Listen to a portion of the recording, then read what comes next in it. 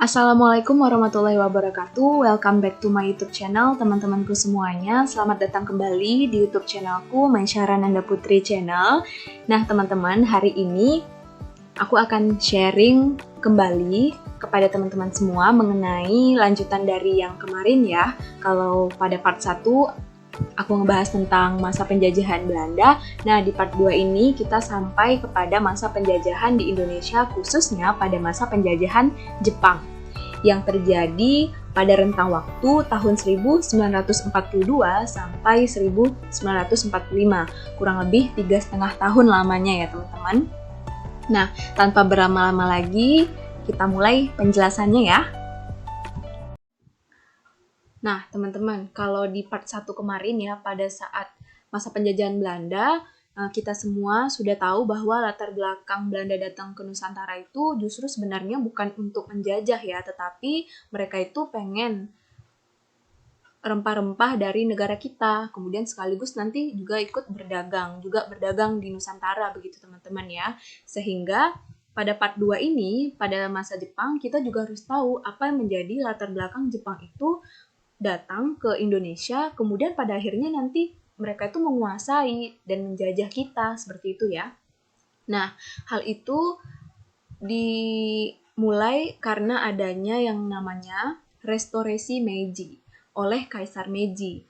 Nah, restorasi Meiji ini sempat diterapkan pada masa kepemimpinan dari Kaisar Meiji. Jadi Jepang itu sempat berpindah kepemimpinan ya dari Kaisar Komei tahun 1867 kemudian berganti jadi Kaisar Meiji. Nah, si Kaisar Meiji ini orangnya lebih terbuka, kemudian lebih menyukai adanya perubahan-perubahan gitu teman-teman, sehingga pada masa kepemimpinannya banyak sekali perubahan-perubahan yang dilakukannya seperti teknologi ya, seperti itu teman-teman. Kemudian yang signifikannya nih di segi militernya teman-teman, karena pada saat kepemimpinan dari Kaisar Meiji ini beliau itu memberikan seperti pelatihan militer kepada tentara-tentaranya, kemudian juga membiasakan tentara-tentaranya untuk latihan berperang gitu ya teman-teman, sehingga itu tuh mengasah skill dari tentara-tentara Jepang sendiri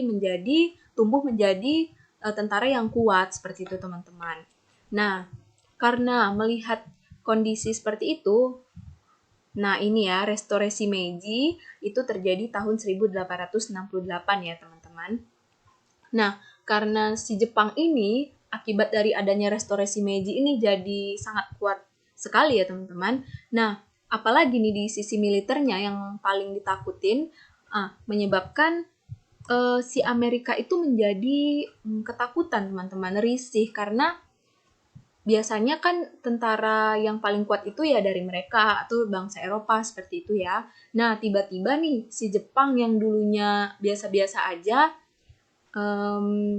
tidak terlihat lah oleh mereka ya, kita yang Asia ini tidak terlihat kekuatannya, kemudian tiba-tiba tumbuh menjadi tentara yang kuat. Hal itu menyebabkan mengganggu Amerika ya, pikiran Amerika, sehingga untuk mencegah si Jepang ini tumbuh lebih kuat ya teman-teman, si Amerika ini melancarkan rencananya, yaitu melakukan yang namanya embargo minyak bumi.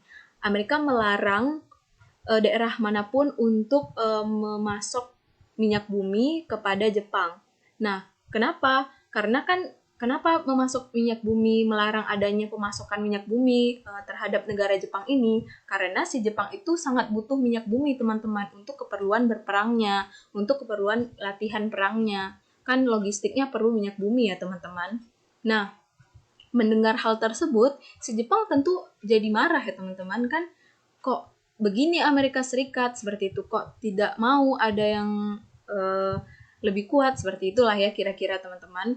Nah, akhirnya karena si Jepang ini marah ya terhadap Amerika, dengan segala kekuatan militer dia yang kuat ini ya, si Jepang akhirnya berhasil meluncurkan bom ke markas besar TNI AL Amerika Serikat di Pearl Harbor, Hawaii ya teman-teman, maaf, di Pearl Harbor, Hawaii. Nah, peristiwa ini tuh ada dalam Perang Asia Timur Raya ya teman-teman, pada Desember 1941. Nah, karena si Amerika tadi sudah dibom ya markas besarnya, akhirnya itu melumpuhkan kekuatan militer Amerika Serikat, berdampak juga kepada melemahnya posisi dari bangsa-bangsa Eropa lainnya. Nah, pada saat itu kan Belanda sedang masih menjajah Indonesia ya teman-teman, tahun 1942 itu. Nah, kemudian karena si Jepang ini tahu, kan dia tadi tidak menerima minyak bumi dari manapun akibat embargo ini ya teman-teman, sehingga si Jepang ini juga mencari cara dia bagaimana mereka tetap bisa memperoleh minyak bumi. Nah, dia pun menemukan salah satu daerah yang ada di Asia juga ya teman-teman, yaitu negara kita nih, Indonesia. Indonesia ini kan kaya akan sumber daya alamnya ya teman-teman, terutama minyak bumi. Nah, oleh sebab itu Jepang tuh akhirnya bisa bisa masuk ke Indonesia, datang ke Indonesia karena apa? Karena Jepang itu sangat membutuhkan minyak bumi dalam keperluan berperang mereka, di mana Jepang ini berhasil sampai ya mendarat ke Indonesia tuh pertama kali pada tanggal 11 Januari 1942, tepatnya di Tarakan, Kalimantan Timur, teman-teman. Nah, teman-teman, sekarang kita sudah tahu ya bahwa motif dari Jepang itu masuk ke Indonesia adalah untuk mendapatkan minyak bumi, sumber daya alam kita, untuk memenuhi kebutuhan perang mereka. Nah, sehingga karena tadi si Jepang kan udah berhasil ya masuk ke Indonesia teman-teman, dimana pada saat itu kan kita masih berada di bawah kendali Belanda. Namun posisi Belanda sebenarnya juga sudah lemah ya di Indonesia, di Nusantara pada saat itu, karena seperti yang tadi sudah aku jelasin bahwa kan bangsa Eropa dan Amerika itu terkena dampak yang benar-benar luar biasa ya. Mereka tuh menjadi lemah karena militer Jepang itu sudah berhasil bom markas besar Amerika Serikat, kemudian militer Jepang ini tumbuh sangat kuat sekali teman-teman, sehingga hal itu memudahkan Jepang dalam menekan si Belanda ini, dan akhirnya Jepang pun berhasil membuat Belanda berlutut dan menyerahkan kekuasaannya kepada Jepang ya teman-teman, melalui yang namanya Perjanjian Kalijati yang terjadi pada 8 Maret 1942 di Subang, Jawa Barat. Nah, akhirnya akibat Perjanjian Kalijati ini, Belanda resmi menyerahkan Nusantara ini kepada Jepang ya teman-teman. Kemudian Belanda keluar, akhirnya kita pun full dikuasai oleh si Jepang. Nah, namun berbeda dari sebelumnya teman-teman, kita justru menjadi sangat senang, menyambut gembira kedatangan Jepang ini, euforia. Kita sangat bahagia lah melihat bangsa se-Asia ya teman-teman telah berhasil menumpas bangsa-bangsa yang selama ini sangat kuat sekali seperti Eropa, Amerika, seperti itu. Jadi kita ikut merasakan kebahagiaan teman-teman, menyambut gembira. Padahal kita tidak tahu sebenarnya motif di balik Jepang ini ya teman-teman. Tapi karena Jepang juga awal-awal kedatangannya sangat baik kepada kita, sehingga kita tidak memiliki kecurigaan yang berlebihan terhadap si Jepang teman-teman. Nah, seperti yang aku bilang tadi bahwa kita less curiga ya teman-teman, kita tuh kurang curiga terhadap kedatangan Jepang ini. Akibatnya juga diperkuat karena si Jepang ini pandai, mereka itu memiliki banyak trik ya teman-teman, salah satunya dengan mengeluarkan yang namanya propaganda 3A. Nah, si Jepang ini mengaku akan sebagai pelindung Asia. Jepang pelindung Asia, Jepang pemimpin Asia, Jepang cahaya Asia. Nah, mendengar hal ini kita tuh menjadi terasa punya saudara kita kuat. Kemudian kita merasa memang benar-benar si Jepang ini akan tumbuh sebagai pelindung, pemimpin dan cahaya bagi Asia begitu teman-teman. Sehingga kita tidak ada pikiran-pikiran negatif yang mengarah ke penjajahan lagi pada saat itu ya teman-teman. Nah, ditambah lagi nih, pada masa awal-awalnya itu perlakuan Jepang tuh sangat baik kepada bangsa Indonesia, teman-teman, layaknya saudara se-Asia. Bahkan banyak hal-hal yang dulunya pada masa Belanda itu tidak boleh, pada masa Jepang tuh boleh. Contohnya apa aja sih? Contohnya seperti ini. Misalnya nih, kita tuh sudah boleh mengibarkan bendera Sangsaka merah putih ya teman-teman, yang berdampingan dengan benderanya negara Jepang. Nah, kemudian untuk pertama kalinya kita juga diizinkan untuk menggunakan bahasa Indonesia dalam berinteraksi sehari-hari ya teman-teman, di mana hal itu nggak pernah terjadi pada masa penjajahan Belanda teman-teman. Nah, oleh sebab itu semakin kita tuh semakin nggak curiga dengan si Jepang ini, karena memang pada awal-awal kedatangannya mereka sangat baik dan layaknya saudara ya kepada bangsa Indonesia teman-teman. Oke, teman-teman, setelah pada awal kedatangan Jepang, Jepang itu bersikap baik, manis, dan memberikan perlakuan yang sangat seperti saudara ya kepada rakyat Indonesia, sehingga kita itu membuat kita tidak menaruh curiga kepada kedatangan Jepang ini. Kemudian tiba saatnya si Jepang ini mulai menunjukkan taringnya ya teman-teman, siapa mereka sebenarnya dan apa tujuan mereka untuk datang ke Indonesia teman-teman. Mereka mulai bersikap kasar, kemudian melakukan kekejaman-kekejaman ya kepada rakyat Indonesia, teman-teman. Meski 3,5 tahun menjajah, namun Jepang ini lebih terkenal kejam dibandingkan Belanda yang ratusan tahun menjajah kita ya, teman-teman. Nah, apa saja kekejaman-kekejaman yang dilakukan oleh si Jepang ini terhadap rakyat Indonesia ketika menjajah? Nah, berikut ini adalah perlakuan memberlakukan rakyat Indonesia secara tidak manusiawi. Yang pertama, Jepang mengambil seluruh aset ekonomi Belanda dan mengawasi langsung perusahaannya. Jadi pada masa penjajahan Belanda kan Belanda itu banyak melakukan pembangunan ataupun memiliki aset-aset di tanah air kita ya, di Indonesia. Nah, setelah Belanda pergi, Jepang pun menguasai yang tadinya aset-aset ataupun pembangunan yang dilakukan oleh si Belanda ini, teman-teman. Jadi kan selama Belanda pergi kan setelah Belanda meninggalkan Indonesia jadi terbengkalai dan itu diambil alih oleh si Jepang ini. Nah, salah satu contohnya teman-teman seperti di Jawa Tengah Semarang ya. Semarang Jawa Tengah itu Lawang Sewu teman-teman, di mana dulu Belanda sempat membangun kantor kereta api.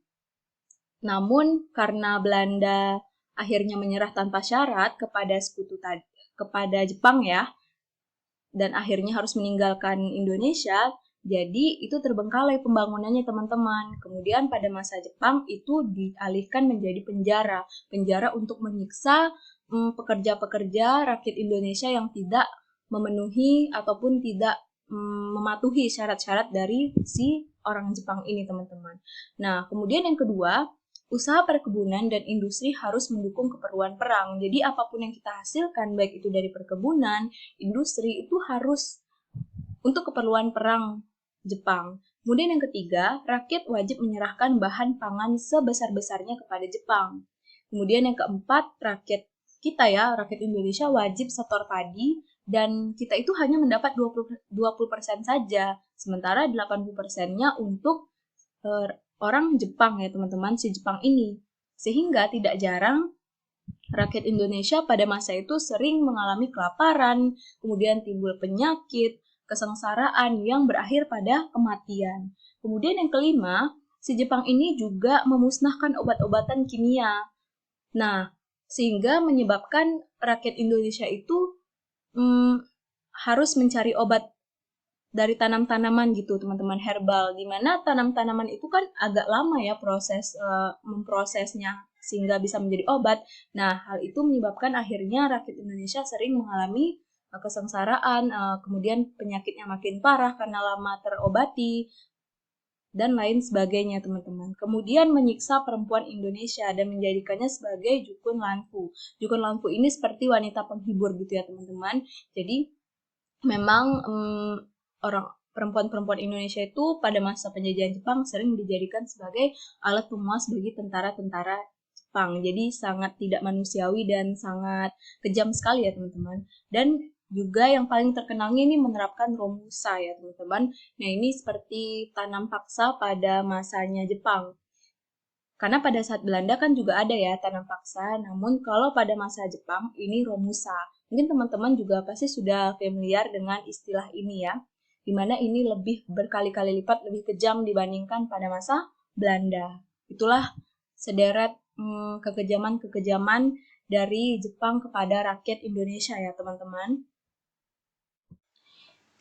Oke teman-teman, setelah banyak hal ataupun banyak kekejaman yang dilakukan oleh Jepang ini terhadap bangsa Indonesia, tiba juga saatnya di mana Jepang ini mulai mengalami kelemahan ya teman-teman. Jadi dia mulai lemah posisinya seperti itu teman-teman.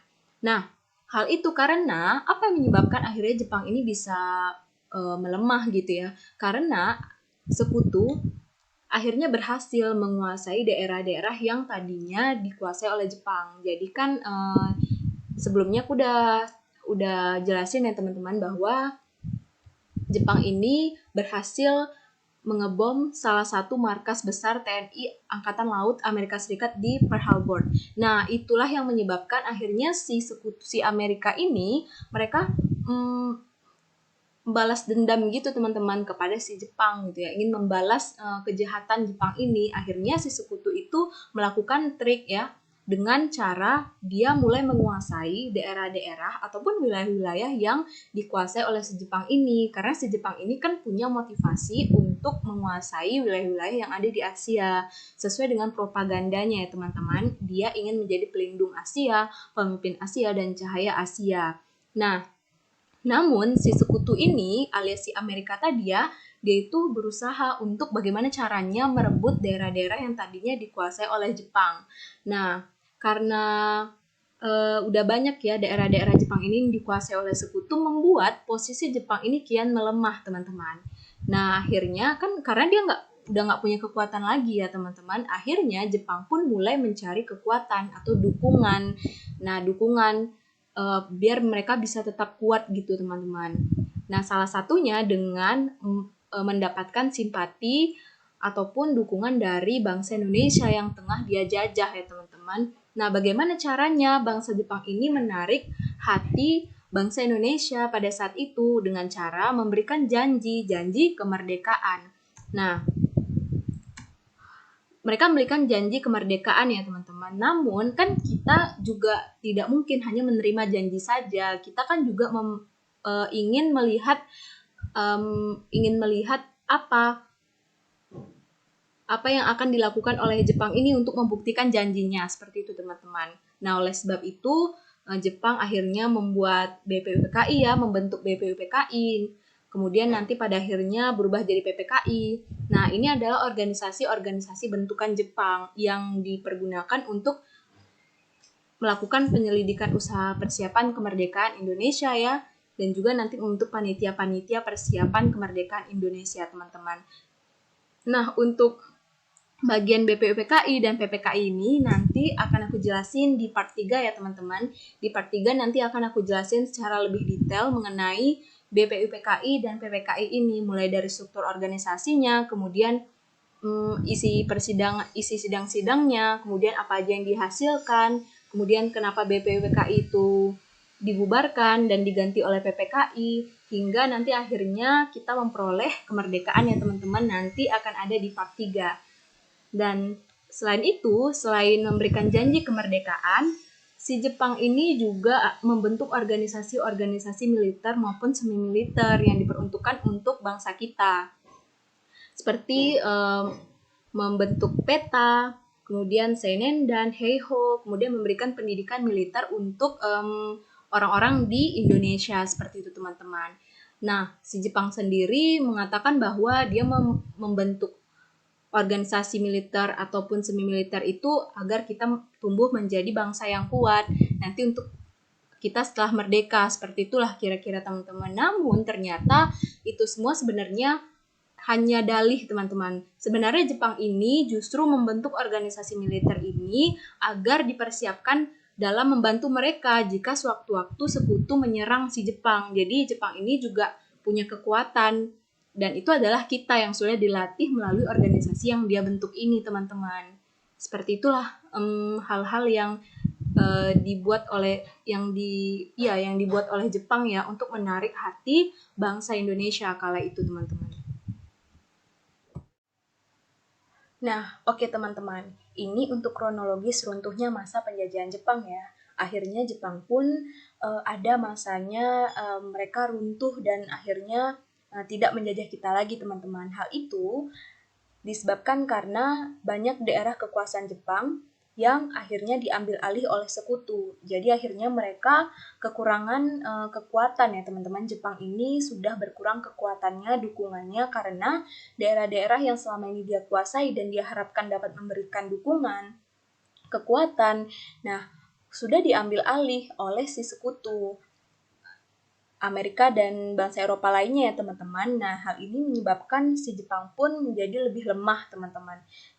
Dan puncaknya itu pada saat sekutu berhasil membalaskan dendamnya dengan mengebom kota Hiroshima pada tanggal 6 Agustus 1945 dan kota Nagasaki pada 9 Agustus 1945 ya teman-teman, di mana dua kota ini merupakan kota yang cukup banyak aktivitas hari-harinya, sehingga jika dua kota ini dibom maka akan menyebabkan lumpuh gitu kehidupan di Jepang ini teman-teman.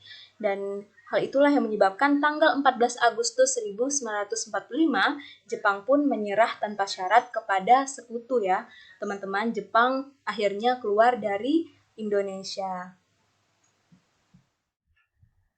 Oke teman-teman semua, karena si Jepang tadi akhirnya telah menyerah tanpa syarat ya kepada sekutu, artinya Jepang pun kini telah meninggalkan Indonesia teman-teman, dalam artian ia tidak lagi menjajah negara kita. Walaupun si Jepang ini banyak meninggalkan kekejaman ya bagi bangsa kita, meskipun hanya singkat saja, tetapi banyak sekali penderitaan-penderitaan yang diberikan oleh si Jepang ini ketika menjajah negara kita, teman-teman. Bangsa Indonesia ya, negara Indonesia. Namun, meskipun banyak hal-hal negatif atau banyak hal-hal menyedihkan yang ditorehkan oleh Jepang ini terhadap bangsa kita, kita juga harus melihat sedikit hal baik dari peristiwa ini, teman-teman. Pembelajaran yang bisa diberikan, yang bisa kita ambil dari kejadian penjajahan pada saat masa Jepang ini ya, teman-teman. Nah, seperti coba aku berikan satu-satu ya, teman-teman. Nah, misalnya dari sisi pendudukan militer Jepang. Nah, ini adalah peninggalan masa Jepang bagi Indonesia, di mana peninggalan-peninggalan ini masih diterapkan oleh negara kita sampai hari ini ya teman-teman. Nah misalnya ini dalam hal militer, pada saat penjajahan Jepang dulu kita dibagi menjadi 3 ya, TNI AD, AL, AU ya, Angkatan Darat, Laut, dan Udara. Nah sampai hari ini kita pun dalam sistem militer itu masih menerapkan hal yang sama ya teman-teman, terbagi menjadi 3 bidang, darat, laut, dan udara. Kemudian dari sisi sipil teman-teman, pembentukan sipil Jepang. Jadi waktu kita masih dijajah sama Jepang dulu, untuk memudahkan untuk memudahkan proses komunikasi gitu ya teman-teman, Jepang ini membagi menjadi kota, kabupaten, kecamatan, dan kelurahan. Dimana kalau dalam bahasa Jepang itu kota shi, kabupaten ken, kecamatan son, dan kelurahan ku. Nah, dimana pembentukan sipil semacam ini masih sangat diterapkan di negara kita ya. Indonesia masih mengenal membagi berdasarkan kota, kabupaten, kemudian lebih rendah lagi kecamatan, lebih rendah lagi kelurahan begitu ya teman-teman. Kemudian dari sisi pendidikan, wajib SD 6 tahun teman-teman. Jadi ini adalah hal-hal yang dulu diterapkan Jepang untuk kita gitu. Sampai sekarang masih kita lestarikan gitulah ya teman-teman. Kemudian dibuka perguruan tinggi untuk ilmu kedokteran di Jakarta, di mana kalau sekarang itu terkenal Universitas Indonesia ya yang terletak di Jakarta. Kemudian perguruan tinggi untuk teknik di Bandung, di mana sekarang terkenalnya adalah ITB ya teman-teman, pusat teknik. Kemudian dibuka perguruan tinggi untuk ilmu hewan di Bogor. Nah itu dia Institut Pertanian Bogor yang mempunyai ilmu kedokteran hewan ya teman-teman. Nah selain itu,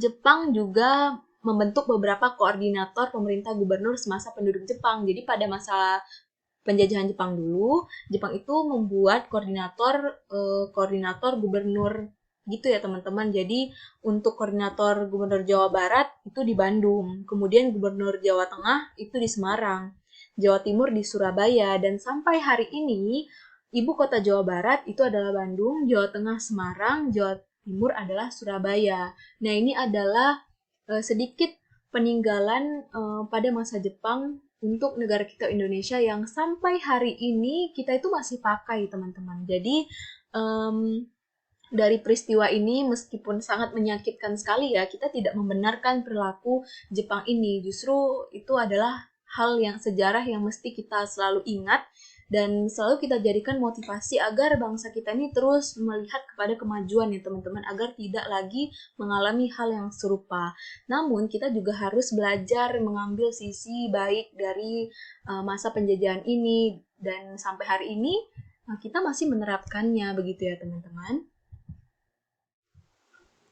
Nah, oke teman-teman, kita sudah sampai di penghujung cerita, penghujung materi ya teman-teman, dimana tadi kita sudah mempelajari latar belakang Jepang masuk ke Indonesia, kemudian kekejaman yang dilakukan oleh Jepang kepada bangsa Indonesia, kemudian kronologis bagaimana akhirnya Jepang itu bisa menyerah ya menyerah kepada sekutu dan akhirnya meninggalkan Indonesia. Kemudian sampai juga kita mempelajari peninggalan-peninggalan yang diberikan oleh Jepang untuk Indonesia yang masih diterapkan oleh negara kita sampai hari ini.